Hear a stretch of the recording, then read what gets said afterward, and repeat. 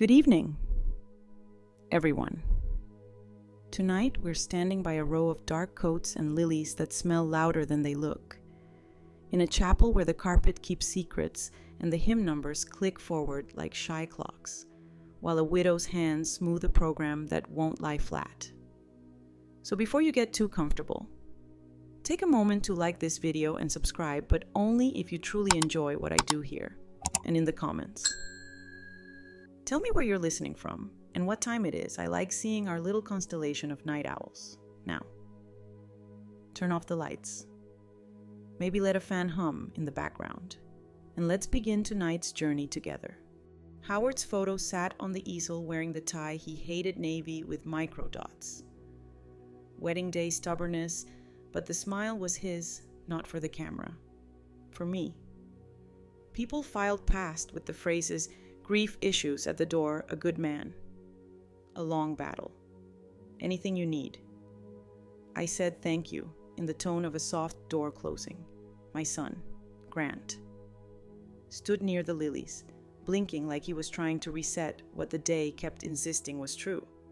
Behind him, my daughter-in-law, Celeste, arranged her face the way a realtor sets a table all angles. No appetite. She waited until the organist reached the part that turns everyone's thoughts into weather. Then she leaned, perfume, clean, and chilly, and let her voice pass through the flower smell like a glass knife. "Don't be bitter," she whispered. "Your husband is gone, and we're taking the house. Cry and pack your bags." Elder wisdom. When someone tries to evict you with a sentence, don't move your furniture. Move your breath, count to 5, then decide which word to put a lock on. I didn't flinch. I reached for a tissue and dabbed where tears might have chosen to travel. "Oh, darling," I said, voice quiet as a librarian finding the right shelf. "I'd pack something warm. It's a little drafty in imaginary houses." Light joke number 1. She blinked, offended that my grief had room for sarcasm, and I added, "And if you're taking anything, start with the broken humidifier. It's been plotting against me since February." She meant it, though. Celeste always did. She had the sort of beauty that turns corridors into catwalks and the sort of hunger that turns family holidays into hostage negotiations. Grant married her at 26 with optimism like a sail. I learned to keep a weather eye on the rigging.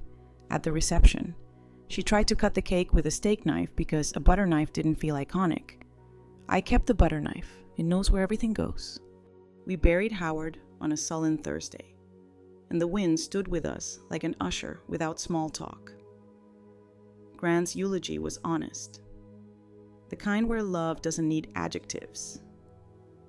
Celeste dabbed at air with a linen square and stared at the clouds as if God needed notes. When the pastor's amen landed, people began to flow toward sandwiches and condolences that come with coffee. I stayed by the stone a minute longer, talking to Howard the way widows do when the world is still nosy. "I've got it. Love, your worst fears won't learn our address." Because here is the part Celeste didn't know Howard and I had spent the last summer cataloging, recording, and notarizing every choice that mattered. Mr. Pike, our attorney with the fedora face and the pen that makes verbs behave, helped us wrap the house in the kind of paper that doesn't burn. The will wasn't a lovesick letter. It was a map. And the deed, a life estate to me. And then to nobody, unless I said so. With a claw so sharp it could slice a rumor, any act of undue influence, any hint of coercion, and the remainder interest flies to charity and leaves the schemer holding air. Academic phrase of the day. Life estate with forfeiture for undue influence. The public argument that a surviving spouse can live in the home for life, while anyone who tries to bully or manipulate that spouse out of it loses everything the moment a judge smells the attempt. It's not romantic, it's effective. At the reception hall, the sandwiches were triangular and humble. The coffee tasted like it had decided to be reliable. People formed the little circles that survivors lean on. Celeste broke circles the way a fast car changes lanes.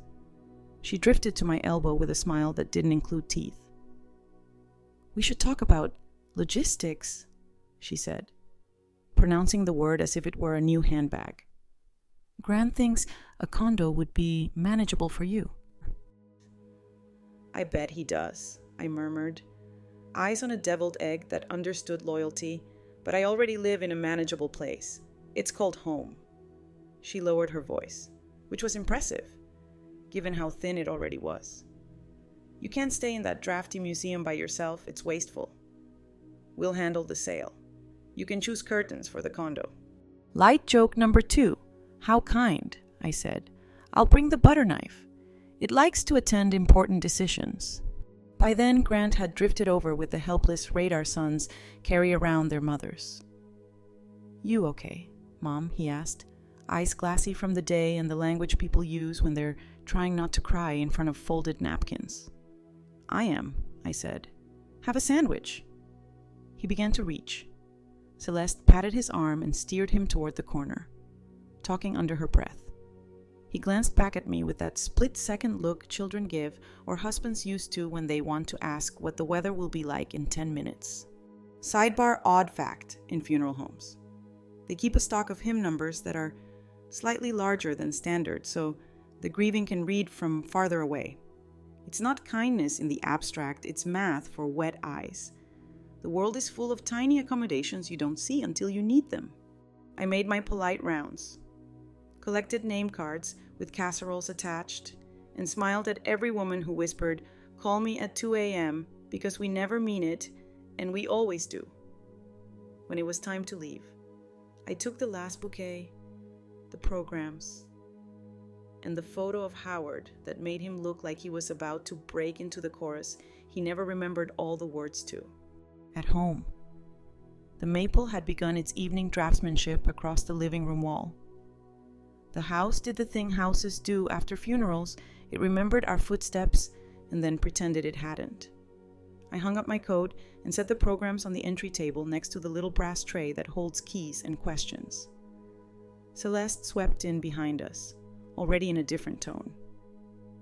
"Let's not drag this out," she said, tossing her coat at a chair that flinched.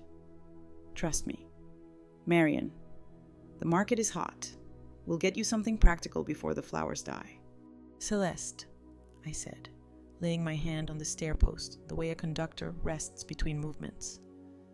"I will never be mad at you for wanting things. Just don't want my house. It's impolite." Grant tried to wedge himself in where diplomacy lives. "Maybe we could," he began, and I cut him a slice of silence baked just for sons. "Sweetheart," I said, "we'll go see Mr. Pike tomorrow at 10. We'll all know more by lunch." She laughed, but it sounded like a cough trying to be expensive. "Lawyers are for people who don't have family," she said. "We have family." "We do." I agreed. "That's why I hired him." Light joke number 3, I offered her tea. "I'm out of intimidation chamomile, but I have respectful Earl Grey. It goes nicely with facts." Grant sank into Howard's chair like a man discovering the chair fits him even without a father in the room. He turned the coaster with his thumb, a habit from years of conversations that didn't need to finish. Celeste prowled the sideboard, opening drawers with the kind of curiosity that would get you asked to leave museums. She didn't find what she wanted, no signed power of attorney on pale blue stationery. No scribbled Marion gives permission napkin seduced by grief. That paper lives elsewhere. Pike has copies. I have copies. The county has copies. The envelopes are dated and witnessed and stamped by a woman whose signature looks like a straight road. I could sleep on them if I needed to. I have, once or twice, when storms were loud. Elder wisdom. Second cup. People think wills are love letters. Sometimes they are. Mostly they are fences with gates that open for the right names. Build them before you need them, and thank yourself later for being boring. We ate soup because soup forgives. Celeste didn't stay. Soup isn't theatrical enough. She kissed the air near Grant's cheek and left in a breeze of determinations. He carried our bowls to the sink and stood with his hands on the counter. Head down. She wants to handle things, he said. She's efficient. She is. I agreed. So is gravity. He smiled despite the day. You and your parables. More like instructions, I said. Tomorrow, 10 o'clock. Mr. Pike likes verbs. Grant nodded, relief making a small tent of his shoulders. He kissed my temple, the place Howard always said smelled like library, and went home to his choices. When the house was quiet, I opened the drawer where the serious envelope lives, the one with the copy of the deed and the will and the letter Howard wrote in his slant that looked like it could outrun bad days. I read the first line like a prayer we had agreed to say softly. If grief tries to borrow your judgment, tell it my name is on the deed next to yours and it cannot hold a pen. I put the envelope back, straightened the butter knife in its tray, it likes to point north, and turned off the kitchen light. The maples outside drew lace on the ceiling. Upstairs. The bedroom looked like it does at this stage of marriage, half empty, half full, completely ours. I sat on the edge, unpinned my hair, and let the sentence of the day finish itself. The house is not a debate. It is a noun. Morning put a soft hand on the banister. I pressed my palm there too. The wood remembering every time Howard and I had carried laundry up as if it were news. I dressed in the kind of clothes that make clerks kinder, dark skirt. Cardigan with opinions about lint, and put the envelope in my bag where seriousness lives. Grant knocked at 9:40 with hair that suggested sleep had staged a brief protest. Celeste texted to say she had meetings but would review outcomes. The subtext wore heels. We drove in a silence that wasn't empty. It was storing questions. Mr. Pike's office occupies a brick house that used to be a dentist's, and the waiting room still smells faintly of mint and magazines that know about boat shows. His receptionist, Dory, slid water toward us and said, "He'll take you in when the clock feels ready." It did, at exactly 10. Pike rose with the gravity of a man who respects verbs. He shook Grant's hand in a way that told the room it was still possible to be a son and not a soldier. "First," he said, "my condolences." Then he set out 3 folders, will, deed, letters each labeled like a polite boundary. Elder wisdom. When a day threatens to tip, ask the nouns to sit at the table first. Names, dates, copies, feelings will wait their turn if you give them chairs. We started with the will. Pike read, clean and unhurried specific bequests. Small charities that had sat at our table in casseroles and thank you notes. Then the house. Marion holds a life estate, he said. And, crucially, the remainder does not vest in anyone unless she dies having chosen them.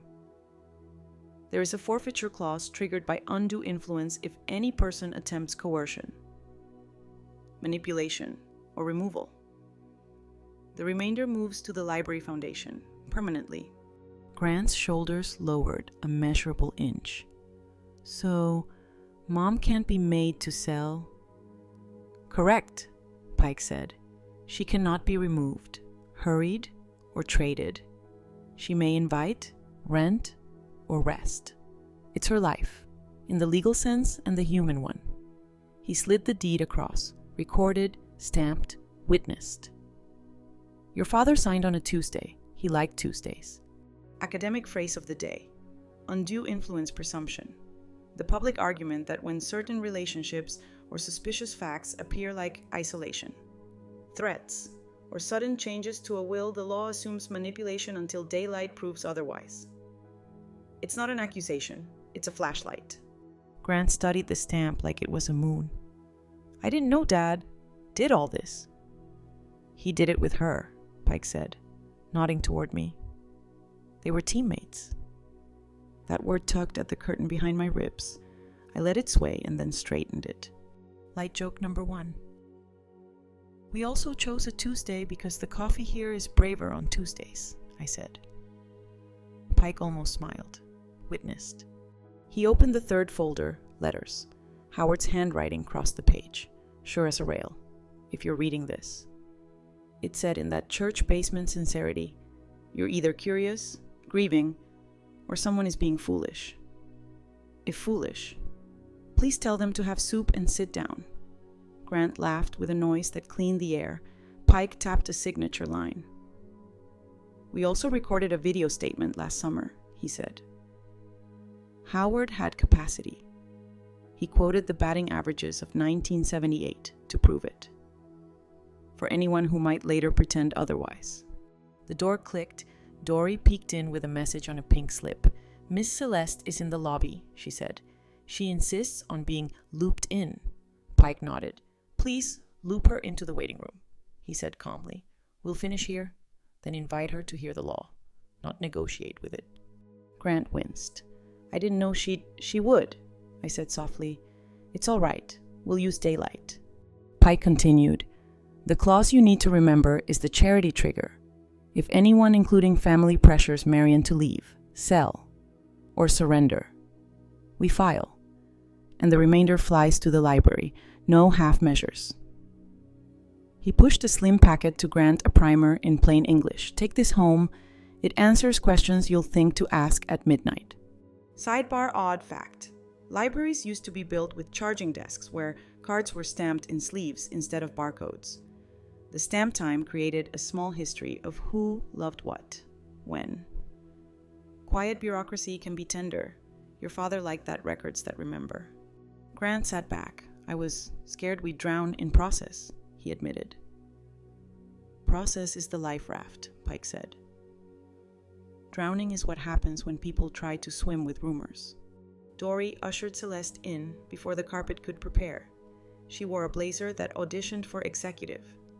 Sunglasses perched like punctuation. Finally, she said. We need to put the house on the market before rates twitch. The comps are. Pike lifted one finger, not scolding, just choosing the light switch. Please sit. We're not discussing comps. We're reading the will. Light joke number 2. If we ever discuss comps, I said, it'll be for casseroles. Pike summarized. Precise as a metronome, life estate. Forfeiture for undue influence. Charity remainder. No power to compel sale.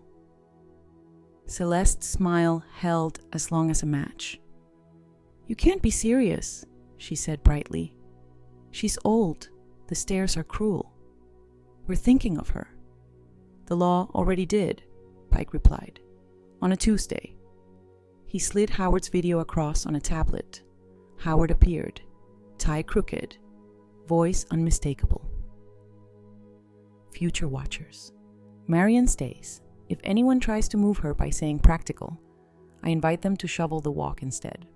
Grant put a hand over his mouth. Celeste flushed a rich, uncooperative pink. Well, she said, standing too quickly. We'll see what a competency petition says. Pike's face did not move. A competency petition filed without cause will meet this letter from Dr. Sevilla, Howard's physician. And these assessments from last summer. It will also meet the clause that sends your dreams to the library. If you file in bad faith, you'll discover how fast Tuesdays can be. She pivoted to Grant. Are you really letting him bully your wife? The word wife wobbled on a heel. Grant looked at me first, then at Pike, then back at her. I'm listening, he said. That's new, she snapped. Elder wisdom had already been spoken, so I chose silence and tea. Pike adopted my strategy. Celeste, he said. Tone even. The house is not an asset on your spreadsheet. It is a legal status attached to a person who is neither confused nor alone. You are welcome to ask questions that begin with, "May we help?" You are not welcome to threaten or accelerate. He gestured to Dory.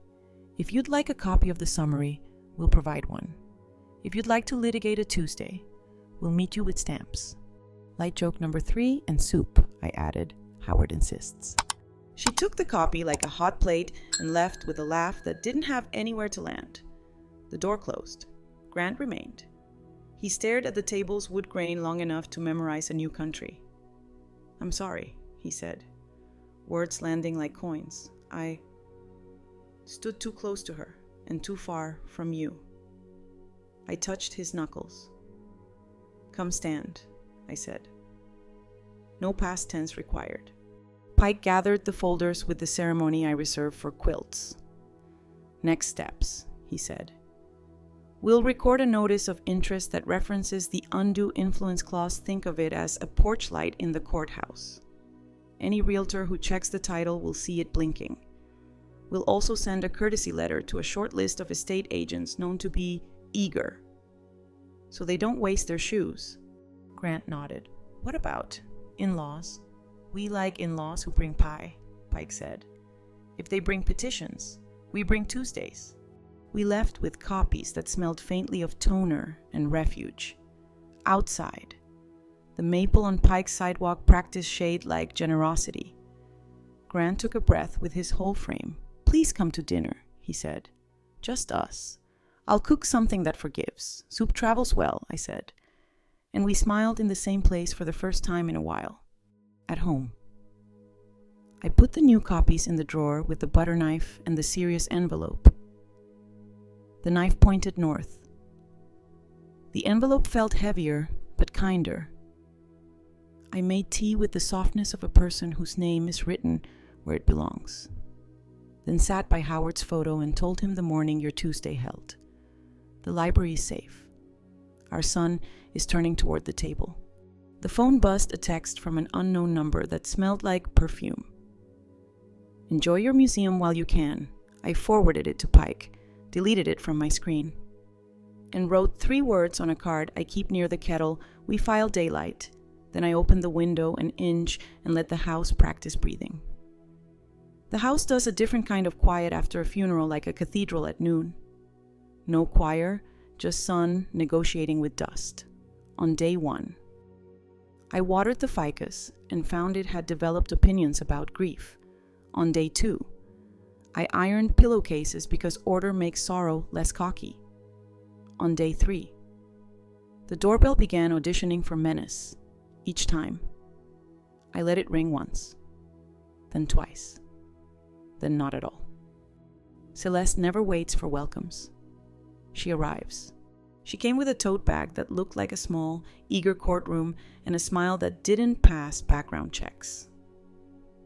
"I'm here to help you declutter," she announced. "Already past the rug that says kindly, absolutely not. We'll start with the desk." Elder wisdom. When someone tries to rearrange your life with speed, make tea. Kettles are clocks that behave. If a decision can't survive 3 minutes of steam, it was trying to rob you. I put the kettle on. Celeste didn't hear it over the sound of drawers learning what it feels like to be misread. She pulled file folders with a confidence that belongs to archivists and thieves. "Look at this," she said, flourishing a property tax bill as if it were a summons, due dates, penalties. "You could forget. That's why I put them in a folder labeled Do Not Forget," I said, gently reclaiming the paper. Light joke number 1, it's a radical system. I call it labeling. Grant arrived 10 minutes late and 6 months early to understanding. He kissed my cheek, saw the drawer light show, and performed marital triage. "Babe, maybe she waved him quiet. "We have to be realistic." "Grant, she's overwhelmed." The kettle answered for me with a tidy hiss. I poured into cups as if courtesy were a sport I intended to win.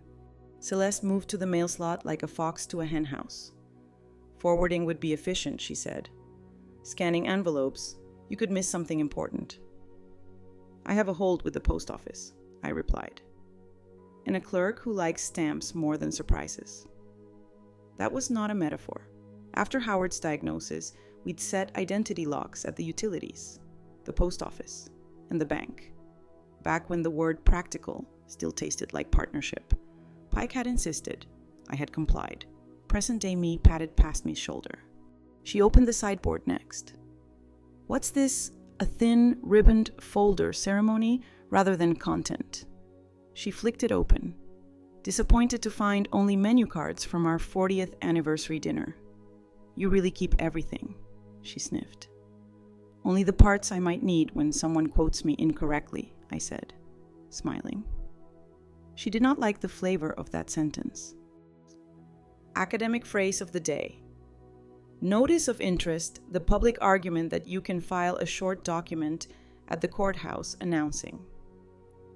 This property has a special rule attached, ask before you act. It doesn't transfer ownership, it turns on a porch light for every agent. Lender. An opportunist who checks the title. Pike called it a lighthouse. Celeste would call it inconvenient. I remembered the afternoon we'd filed it. Howard wore his good hat and a grin that forgave Tuesdays for existing. If the world forgets how to behave, he'd said. We'll leave it a map. Miss Lark stamped the paper like a drumline you could trust. That stamp lives in my drawer now, under the butter knife that knows north. Celeste pivoted to the bedroom with a flourish. Stairs, she announced, as if discovering gravity. Hazard. We'll move you before the government notices. The government already noticed, I said. It's written down. On a Tuesday. Grant stood by the dresser, fingers worrying a cufflink of Howard's like a rosary.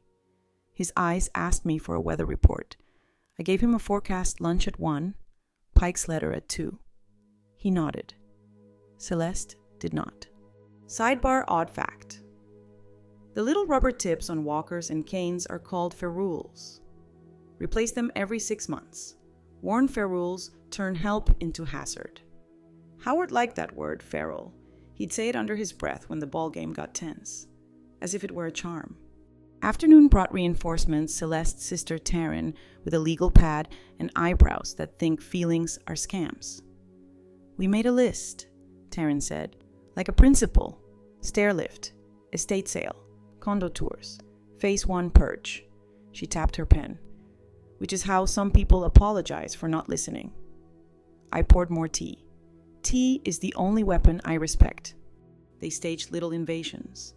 A measuring tape around the dining table, a hand under the couch cushion, a chuckle at the box labeled receipts that made me smile. You hoard paperwork, Taryn pronounced. I curate proofs, I replied. Light joke number 2. There will be a museum gift shop. Butter knives, half price. Grant drifted in their wake, looking for a place to stand that didn't squeak. Mom, do you want help? He asked, finally choosing my corner. I want lunch, I said. He exhaled a small, loyal laugh. I can do that. He collected Celeste with a hand on her elbow that meant pause and ushered both sisters toward the front door with a promise of takeout menus that do not exist. Once we were alone, he let his face make a confession. She moves so fast, he said. I think I mistook velocity for care. She cares, I said, because truth is a habit, but she also collects attention, outcomes, narratives where she wins. He didn't argue. That was new. While they ate their efficiency elsewhere, I took my own tour, making sure the anchors held, the safe behind the bookshelf file copies, stamped. The small fireproof box under the bed originals, sealed. The envelope with the charity clause language within reach, in case a conversation needed a noun. I called Pike. Inventory is polite, he said. I filed the notice of interest yesterday. It's already blinking. If a realtor whispers to your porch, the porch will whisper back. I pictured our porch murmuring legalese to suspicious shoes and felt the kind of comfort quilts can't give. Grant came back alone near 3, carrying soup that forgave his lateness. She went to meetings, he said. She left 4 voicemails about momentum. He set the containers on the counter and leaned against the sink the way Howard used to when he was letting me win an argument on purpose. I want to read Dad's letter, he said. We did. Howard, in his slant that outruns bad days, if grief tries to borrow your judgment, tell it Tuesday keeps the gate. Evening tried to behave, then remembered its lines. The doorbell again. Celeste's mother, Lorraine, with a casserole and an audition for matriarch. "We're here to help you make the hard choice," she said, stepping in like a rumor. "A condo near us, no stairs. No maintenance. Community." "This is a community," I said, gesturing to walls that know how to hold. She set the casserole down with authority. "Don't cling to museums, dear. Things change. They do." I agreed. That's why we wrote it down on a Tuesday. Grant stood straighter than I've seen him. "Mom holds a life estate," he said. "Measured. Any pressure triggers the charity clause. We're not playing chess with her house." Lorraine blinked. She asked, like a man in an aisle seat. "We," he said, and didn't wobble. Celeste, arriving behind her mother with timing that would impress a sitcom, tried a laugh. "Let's not weaponize paperwork," she said. "Let's be human." "Paperwork is how humans behave at scale," I replied. "It lets strangers be decent." Academic phrase of the day, bonus. Because the night demanded a footnote. Tortuous interference with expectancy. The public argument that if someone tries to derail a person's inheritance by fraud or intimidation, the law can make them pay. Pike had explained it with pie charts that ended in pie for the library. Light joke number 3.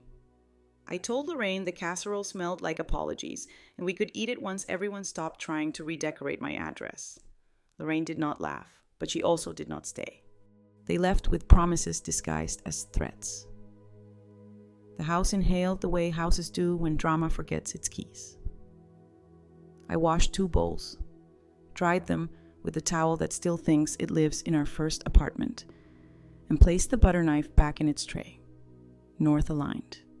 On the 3rd evening, when the sun and the maple were negotiating lace on the ceiling, Pike texted Realtor No. 1, called about listing prep. Notice of interest did its job. He now knows the word forfeiture. 5 minutes later, Realtor No. 2 asked if undue influence includes casseroles. I sent back only if weaponized. I sat in Howard's chair and wrote 3 lines on the card by the lamp. Speed is not kindness. Clarity is. If a house is a noun, relatives are verbs. Choose the ones that don't push. Tomorrow grocery list. Thank you notes.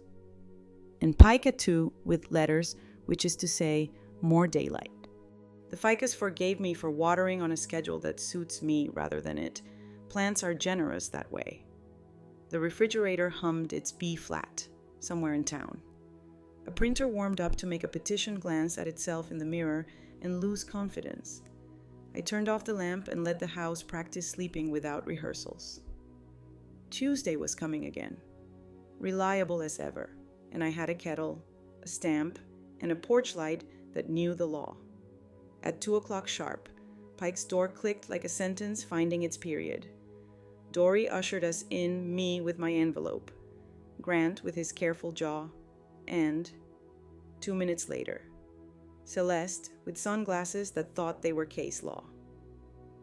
Pike had set the conference table like a desk that believed in daylight, 3 labeled folders, a glass of water at each seat, a small recorder plainly visible. We'll keep the nouns in front, he said. They behave better that way. Elder wisdom. If you want a hard conversation to go well, arrange the furniture so the paper sits in the middle and the people sit on the same side. It reminds everybody what we're solving. We began with the thing people think is television, but is actually plumbing the will. Pike read the paragraph about small bequests, church library.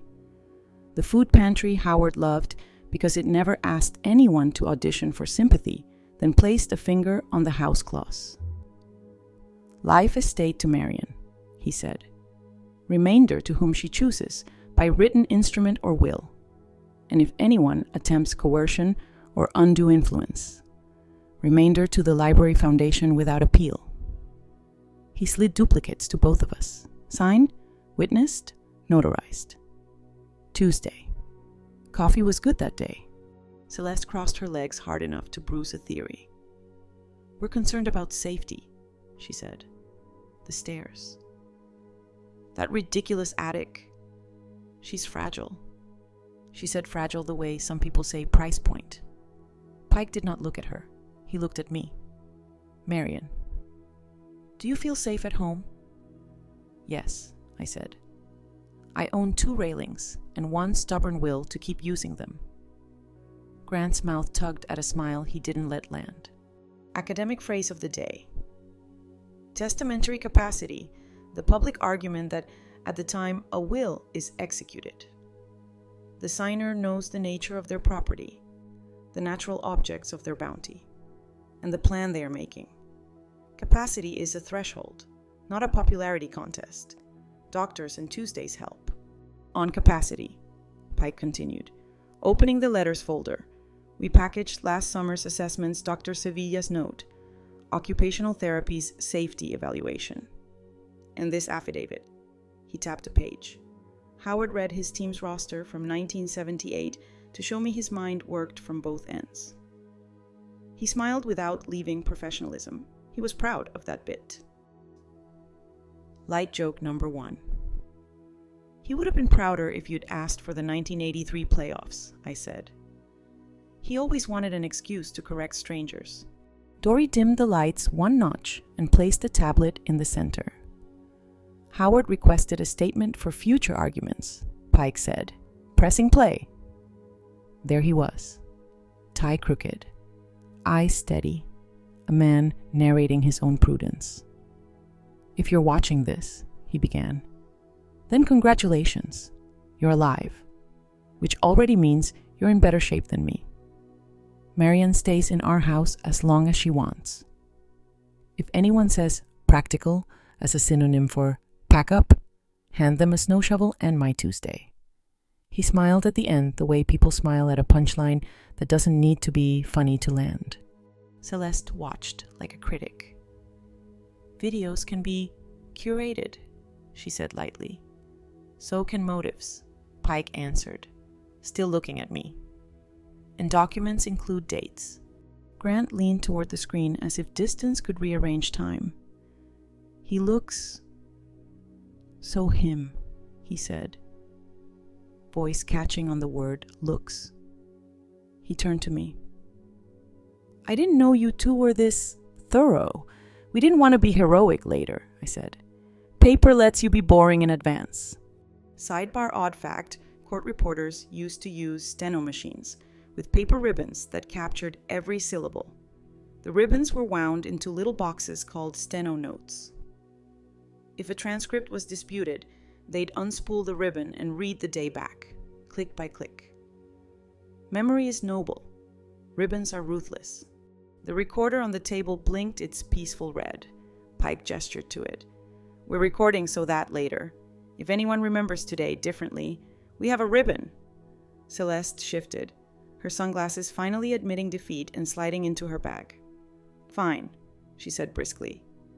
What about upkeep roofs leak? Boilers die. She can't exactly, she trailed off, discovering that verbs like cannot don't impress Tuesdays. We contemplated that, Pike said, sliding a sheet labeled Maintenance and Costs. Howard's TOD account transfer on death funds, a house reserve. Receipts submitted to my office or directly to vendors. Marion decides when a roof is a roof. Contractors decide when a story is a story. He placed a modest ledger on the table. I recognized the first entry furnace tune-up. 2 summers ago. The technician who whistled Chopin because the basement had the right acoustics for it. Light joke number 2. If the boiler dies, I said, I'll give it a funeral on a Tuesday. Grant snorted. Pike allowed himself a corner smile. Celeste did not. Pike turned to Grant. Your mother can invite whomever she wishes to live. Help or visit, he said. No one may require it. If someone pushes, We send this. He lifted a form letter addressed to whom it concerns, and especially you. The language was cordial and made of rebar. We file in court if the pushing continues, he added. The clause isn't ornamental. Celeste tilted her head. You make it sound like she's under siege, she said. I'm advocating for a safe, modern solution. Modernity is a lamp, I said. It doesn't need to be a bulldozer. Grant cleared his throat. His voice came out a shade stronger. We're not selling, he said. Not to Pike, but into the air, where decisions go when they want courage. We're not moving, Mom. We're going to help in ways that don't yank. He turned to me. Can I come Saturday and fix the loose stair tread? The question folded itself into my chest and made a small chair there. Yes, I said. Bring your drill. It misses you. Dory knocked, then handed Pike a thin stack. 2 items, he said. First, a text message my office received from an unknown number. Enjoy your museum while you can. We've preserved it and forwarded it to the sheriff as potential harassment. He set it aside like used gum. Second, the certified recording of our notice of interest. Title now coughs politely if anyone whispers, list. Academic phrase of the day, bonus. Because the room had no contest clause, the public argument that a will can disinherit someone who challenges it without probable cause. We don't have that here. Howard preferred the charity trigger, but the spirit is similar. Think twice before you make a mess. You'll have to mop barefoot. Celeste stood, smoothing her blazer like a stage cue. I hope we can be civil, she said. I'll circulate some listings for when emotions settle. Do, Pike said. Include libraries. She brightened for half a second, thinking she'd won a noun. Then she understood he meant the foundation that would inherit her momentum. She left without taking a mint. Grant stayed. The door closed, and in the small quiet that followed, the room shifted allegiance. Grant looked at his hands, then at me. I forgot how to stand with you, he said. I won't forget again. It wasn't a decree, it was a practice he'd just invented. I touched his knuckles, the way I used to before spelling tests. We'll put it on the calendar, I said. Saturday drill, stair, soup. Pike slid a final sheet across. Marion. This one is yours to consider a short letter to your neighbors that says, essentially, there's a plan, please ignore rumors. If anyone comes asking for a listing, send them to Tuesday. He paused, light on adjectives, heavy on stamps. I nodded. I have extra frog stickers, I said. Miss Lark started a trend. Light joke number 3, if we keep this up, I added. The library will name a shelf after your Tuesdays. Pike pretended horror. Only if they shelve alphabetically. We left with copies that smelled like toner and order. On the sidewalk, the maple threw lace across our shoes, blessing the ground as if it were in on the plan. Celeste's car, a sleek thing that thinks mirrors are applause, idled at the curb. She didn't lower the window. Grant watched her drive away and did not chase. Evolution, in people, is often silent. Back home, I put the new papers in the drawer with the butter knife and the envelope of Serious Tuesdays. The knife pointed north. The envelope exhaled like a violin putting itself away. I brewed tea because kettles are clocks that reward patience. I wrote 3 lines for the card by the lamp. We don't debate Tuesdays. We schedule them. Capacity is a threshold, not a feeling. I remember both. Next draft neighbor letter. Buy stair screws and invite Grant to pick the soup. Before dusk. I walked the yard, touched the railing, and told the house what the papers had said on our behalf. The house already knew, still, it listened. The refrigerator hummed its B flat. The ficus decided to forgive. And the maple translated the wind into handwriting on the living room wall, somewhere in town. A petition compared itself to Howard's video and decided to go to bed without supper. Somewhere nearer, My son set an alarm for Saturday and didn't call to announce it. Progress often sounds like nothing. I turned on the porch light not because I was expecting company, but because porches, like Tuesdays, are better behaved when they glow. Saturday arrived with a list and a kind temper. Grant came early, holding a canvas bag that clinked like Intention's driver bits. A new box of screws, wood glue, a level that still believed in fairness. He stood at the threshold and waited for my nod before stepping in. Which is how men apologize without bruising the air. Stair first, he asked. Tea first, I said. Kettles are clocks that like to be consulted. Elder wisdom. Do the kindest task you can touch. Grief gets dizzy in abstractions. A tightened screw is a sermon that ends on time. We crouched together by the third tread, the squeaky one that's been previewing arguments for a year.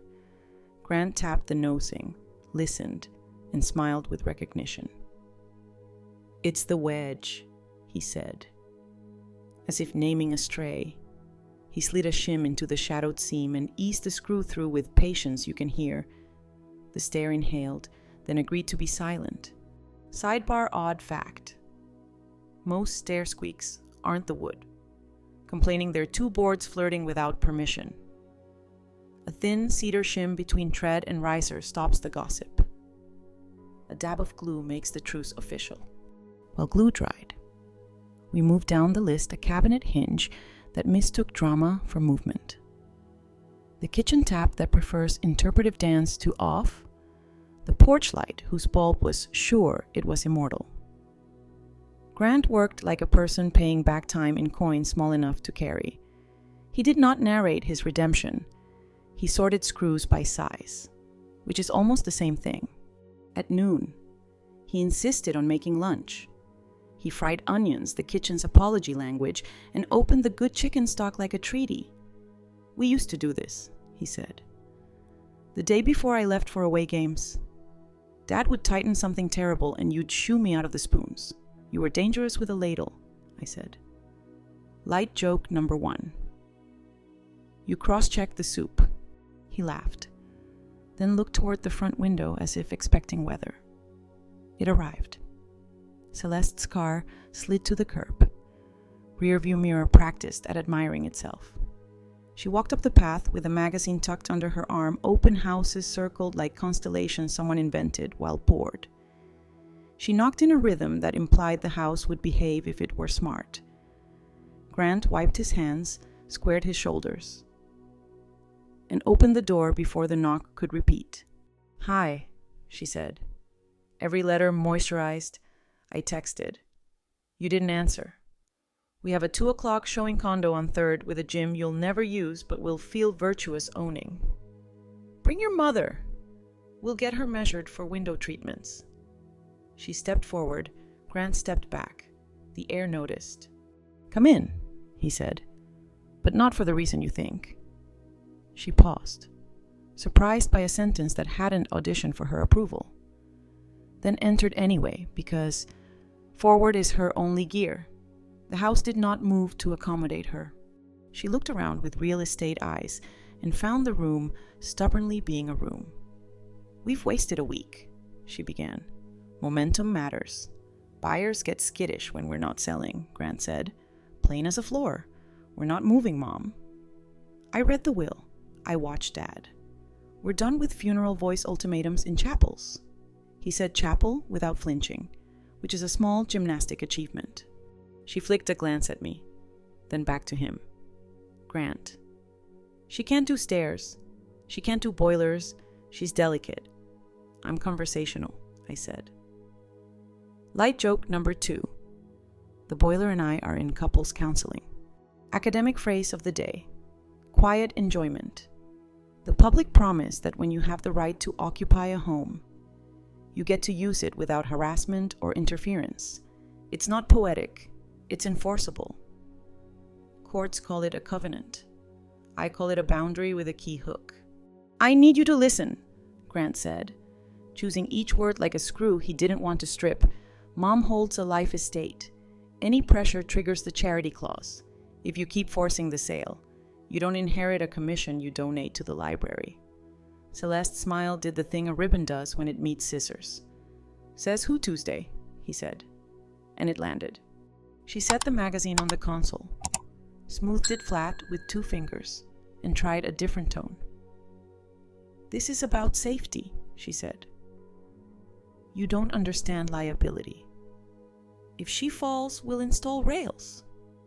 Not a realtor, I said. We'll install patience, Grant added, and therapy. He said therapy as if it were a tool, not an insult. That part was new, and I let myself be proud where she couldn't see. The timer chimed for soup. The house took the cue and smelled like something that keeps a family from starving while they renegotiate. Celeste tried one more door. We can litigate competency, she said. Too bright. My friend knows a judge who hates old stairs. We'll file Monday. Howard left you a message about Monday, I said, and handed her Pike's tablet. Paused at the line where my late husband explains Tuesdays to hypotheticals. She watched, arms crossed, then smiled without teeth. So what happens if I file and you're wrong? Grant answered, voice even.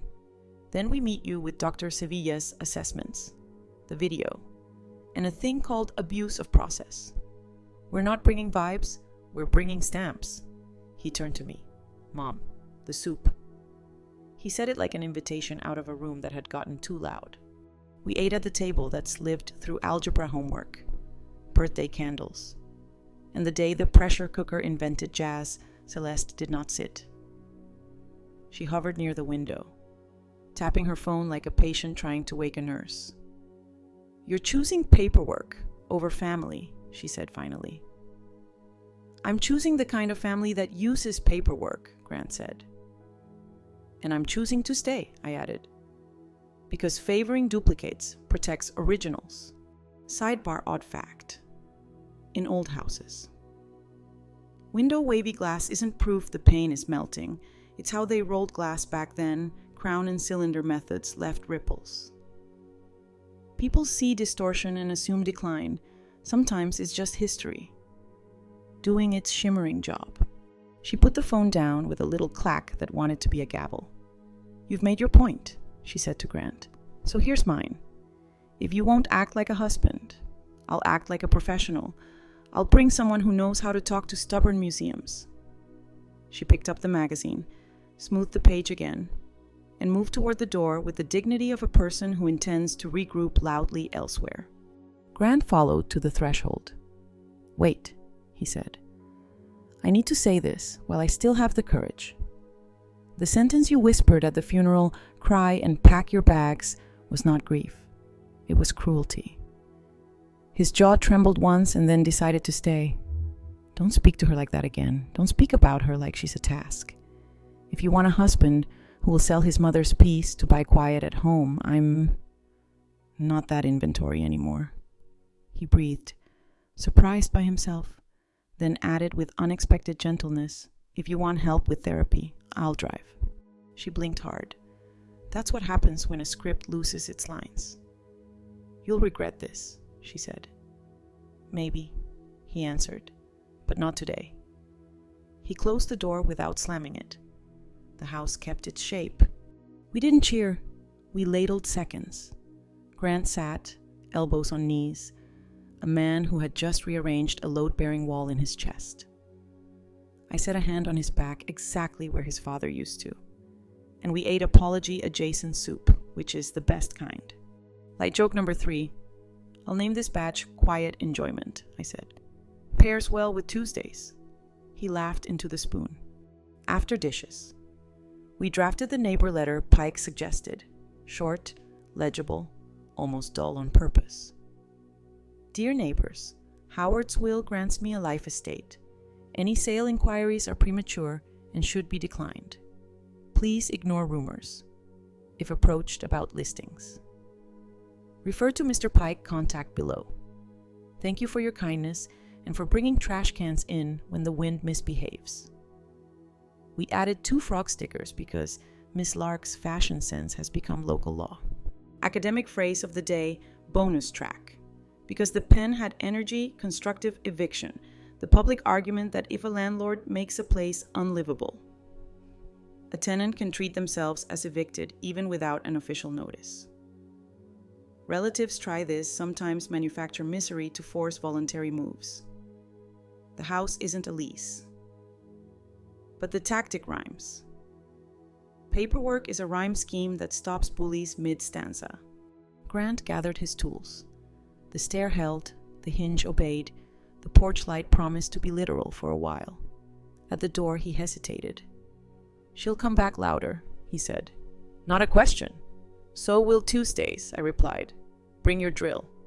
When he left, the afternoon settled into itself like dough with proof. I walked the room's habit, prayer, inventory, in the bedroom. I opened the top drawer where the serious envelope lives and touched the corner like a talisman stamp. Signature. Tuesday. Stamp. In the hall, the maple light wrote lace the way it always has when I need convincing that time can be soft. Before dusk. A text from an unknown number vibrated the counter. "Expect my attorney." He doesn't scare easily. I forwarded it to Pike. He replied with a line that tasted like ginger tea warm. Clearing. Neither do Tuesdays. I wrote 3 lines on the card by the lamp. Today we chose rails, not accelerators. Courage sounds like a screw turning until the squeak stops. Next, neighbor letters, stair varnish, and a pie for Mr. Pike's office for their collection of Tuesdays. I set the card under the butter knife, which pointed north as always, and turned off the kitchen light. The refrigerator hummed its B flat. The stair made no comment, and the porch learned a new trick, shining without summoning, somewhere across town. A sleek car rehearsed indignation. Here. A kettle rehearsed steam. I prefer steam. It tells the truth at a temperature you can hold. Sunday wore its best manners. Sunlight combed the hallway. The kettle remembered its cue. And the stair Grant fixed stayed loyally silent like a secret that's decided to retire. I set neighbor letters in a neat stack. Frog stickers ready. Stamps faced the same direction because discipline loves choreography at 10. The porch informed me of company the way porches do shadows first, then a knock that believed in itself. Lorraine and Taryn arrived, flanking a man in a slate suit who smelled faintly of cologne and billable hours. "Good morning," Lorraine said, meaning, "Let's end this." Taryn clutched a yellow legal pad like a blade. The man stepped forward, card between 2 perfect fingers. "Rourke," he said. "Counsel." He looked around the foyer as if walls should apply for permits. "We'll keep this efficient." Elder wisdom. If someone tries to solve your life in a hurry, make them sit. Rooms are tutors. Chairs slow intentions down to human speed. I led them to the dining table, daylight in the middle. Papers within arm's reach. Recorder on, plainly visible. "We use nouns here," I said gently. "They carry better than adjectives." Rourke smiled in the way men smile when they think the opening joke has already been won. "Mrs. Marion," he began, "we're here to discuss a compassionate transition. My client Celeste is concerned about your safety stairs. Loneliness, so we propose a sale with a generous, consultative timeline. In exchange for avoiding unnecessary litigation. You'll allocate a portion of the proceeds to..." "We're not selling," Grant said from the doorway, voice calm, shoulders set. He'd arrived without theater, carrying a paper bag that clinked screws he forgot yesterday, or courage in hardware form, and we don't exchange our address for weather. He sat beside me. The room decided which side it liked. Academic phrase of the day. Demand letter. Without prejudice. The public argument that lawyers send a letter proposing terms while reserving the right to sue later. It's a throat clearing with stationery. Rourke slid one forward. Pike would call it a kite pretty paper that doesn't fly in still air. "We're prepared to petition for a guardianship evaluation," Rourke said smoothly, given concerns about capacity and environmental risk factors. Courts look unfavorably on stubbornness. He didn't look at me, he looked at the wall above my head, as if speaking to the idea of me would be tidier. Light joke number 1, courts also dislike split infinitives, I said. We all have our standards. Grant breathed a small laugh into his sleeve. I lifted a folder labeled Tuesday and placed Howard's video statement on the table. Tablet angled towards them. Howard appeared, tie crooked, eyes steady. Future watchers, he said. Marion stays. If anyone tries to make practical do the job of kind, hand them a shovel and tell them Tuesday is in charge. Rourke watched without blinking. Lorraine swallowed. Taryn's pen paused over a blank page that had thought it was a verdict. Medical assessments from last summer, I said, sliding Dr. Sevilla's letter and the OT home safety report. Occupational therapy cleared the stairs with railings. We installed the railings. The boiler is a citizen in good standing. I have 2 emergency contacts who answer on the first ring. And this, I tapped Pike's notice of interest copy, lives in the courthouse, to remind eager shoes where the line is. Taryn rallied. But the attic, she said, triumphant, as if she'd discovered a dragon. Boxes, Dust is a citizen. 2, I said. We co-govern, Grant added. We'll add a second banister. We'll also add less litigation. Rourke leaned back, performing unbothered. Marion. A sale benefits everyone. You gain a safer condo and companionship near family. Grant gains liquidity. Celeste gains relief from constant management. He caught himself, but not in time. Lorraine winced. Grant sat forward, voice unchanged. There it is, he said. Management. She doesn't manage my mother. She manages her narrative. He turned to me. Mom, do you want to visit the attic later? I'll carry the light. Sidebar odd fact. Old-fashioned attic bulbs often hang on pull chains. The little bead at the end is called an acorn even when it's made of glass. In the 1920s, catalogs sold them by the dozen because people liked the sound. Howard loved the click. He said it sounded like decisions done kindly. Rourke slid the demand letter closer. We can do this the easy way or the hard way, he said softly. Our petition will outline concerns, false risk, cognitive decline, financial mismanagement. List them now, I said. Pen ready. He blinked. Pardon, list, I repeated. We like clarity. If you're going to accuse me of mismanaging finances, name the account. If you're going to accuse me of cognitive decline, spell Sevilla. If you're going to sell me safety, define it without using stairs as a synonym for leverage. Light joke number 2. And if hard way involves moving a couch, I added, bring work gloves. It's heavier than it looks. Lorraine tried a new key. We're worried, she said. Genuine for a breath. You could be alone. I am sometimes, I said. Alone has never robbed me. Fear has tried. Speed has tried. Paper has protected me from both. I poured tea. Have some. Kettles teach patience. They're better than ultimatums at caring. Taryn looked to Rourke for the next cue. He exhaled through his nose like a racehorse filing a complaint. All right, he said crisply. Then here's professional counsel if you continue to obstruct a reasonable disposition. My client will seek fees. Litigation bleeds. Mrs. Marion, don't threaten blood in my dining room, I said, not raising my voice. We had enough of that metaphor this month. Grant placed Pike's business card on top of the demand letter like a lid. All communications to counsel, he said. And if any petition arrives that is more theater than medicine, we will respond with our charity trigger clause, the doctor's letters, and a request for sanctions for abuse of process. He glanced at me, steadying. We prefer soup. Light joke number 3. We also prefer Tuesdays, I said. They've been very loyal. Rourke stood. Expect service, he said. Expect daylight, I replied. Lorraine hesitated. "Grant, dinner?" she asked. Voice smaller, mother peeking through the strategist. "Soon," he said gently. "Without agendas." She nodded, something honest crossing her face like a bird that forgot to be afraid. They left with their paperwork consolidated and their confidence redistributed.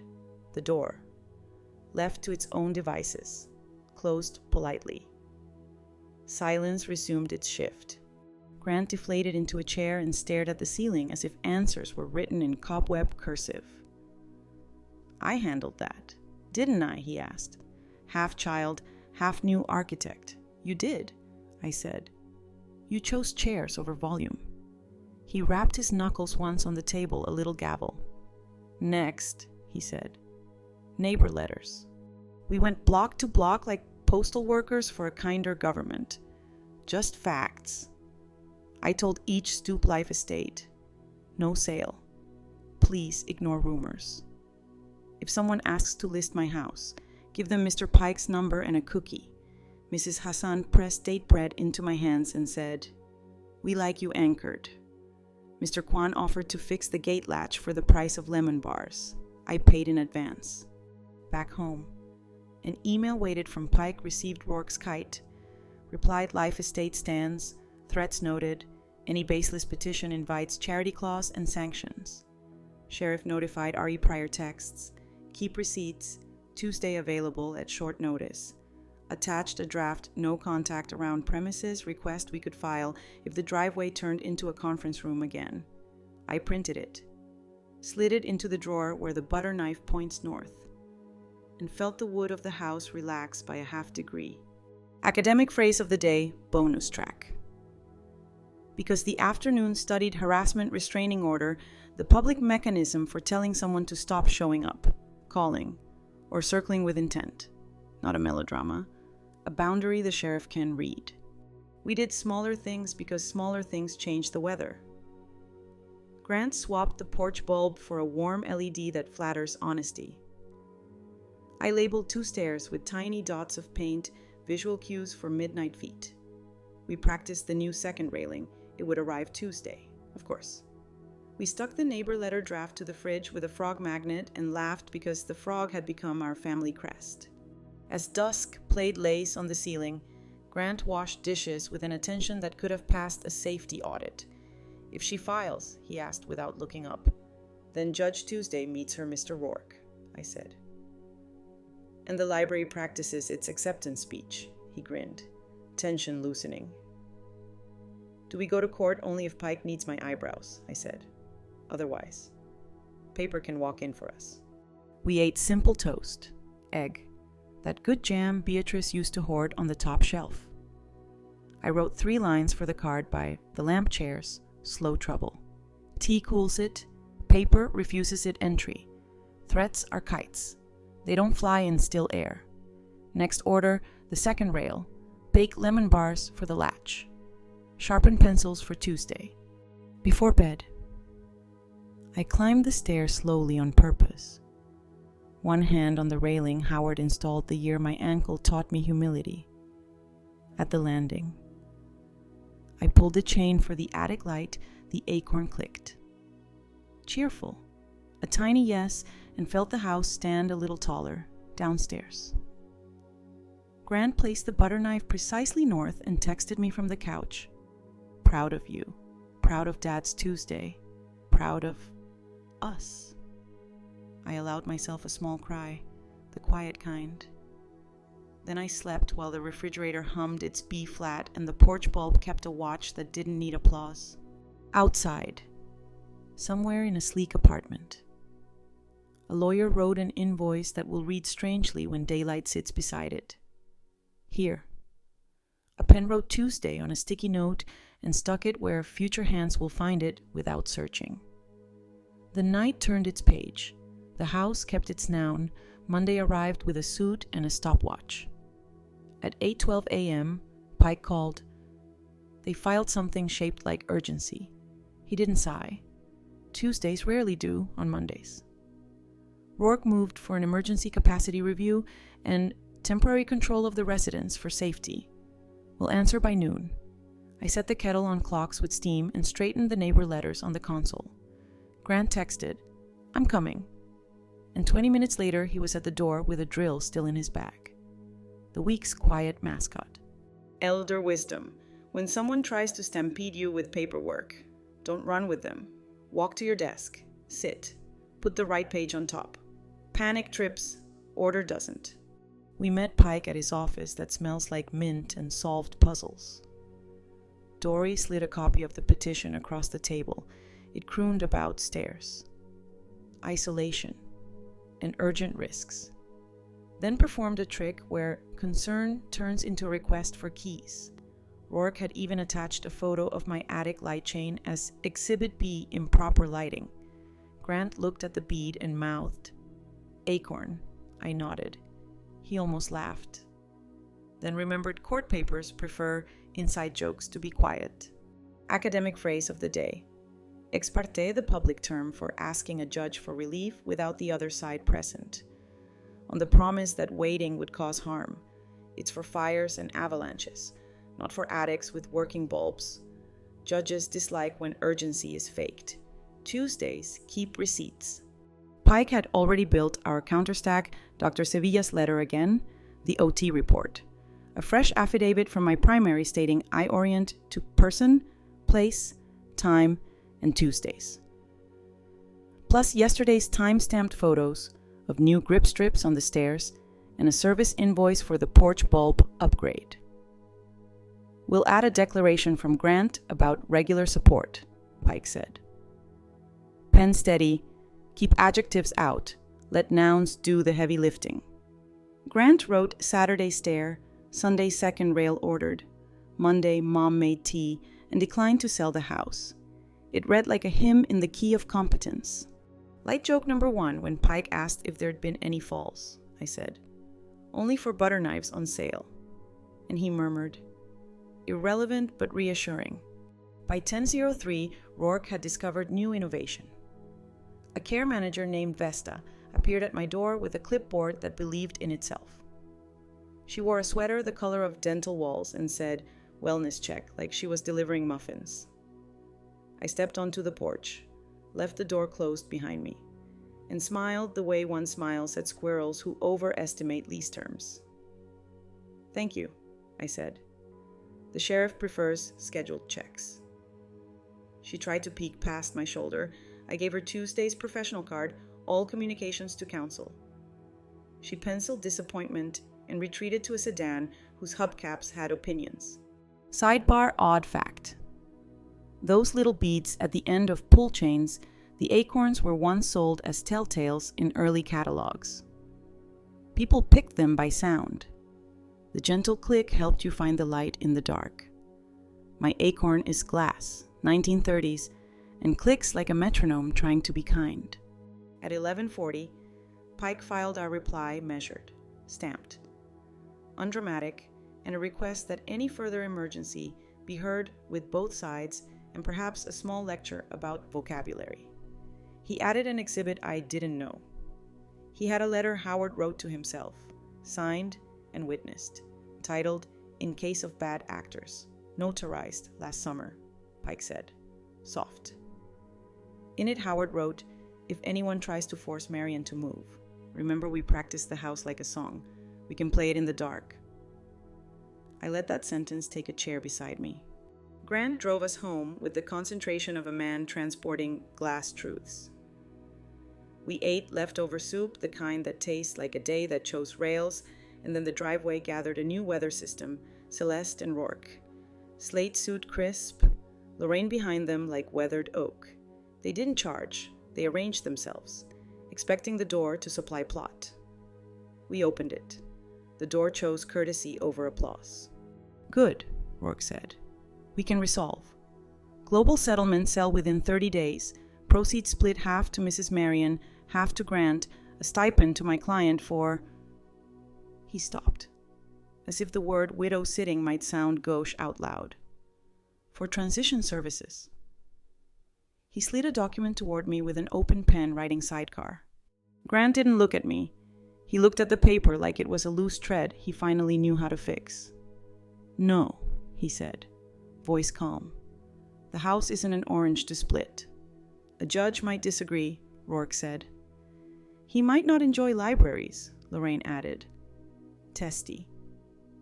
He might enjoy sanctions, Pike said from our speakerphone on the credenza, having requested to attend like a polite ghost. We'd called him the second their shadows touched the porch.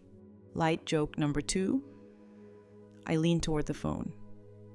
Pike, you're on speaker. Please use your indoor Tuesday.